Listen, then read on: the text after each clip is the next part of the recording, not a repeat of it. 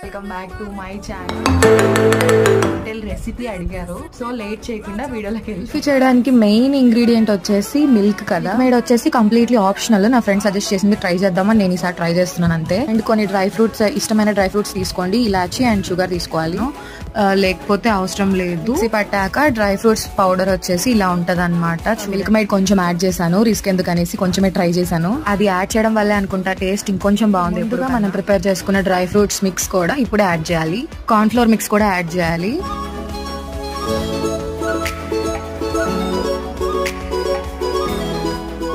మనం ప్రిపేర్ చేసుకున్న కుల్ఫీ మిక్చర్ మొత్తం ఇంకా కుల్ఫీ మౌల్డ్స్ లోకి ట్రాన్స్ఫర్ చేసుకొని ఓవర్ నైట్ ఫ్రిడ్జ్ లో పెట్టుకోవాలి. నెక్స్ట్ డే ఆ కుల్ఫీ మౌల్డ్ ని వాటర్ లో కొంచెం ముంచి ఆ కుల్ఫీని బయటకు తీస్తే చాలా అంటే చాలా నీట్ గా వస్తుంది. టేస్ట్ కూడా అదిరిపోతుంది. మీరు నమ్మరు, ఒక్కసారి ఇది ప్రిపేర్ చేసుకొని తింటే మీరు బయట ఐస్ క్రీమ్ తినడానికి అస్సలు ఇష్టపడరు. అంత టేస్టీ ఉంటది అనమాట.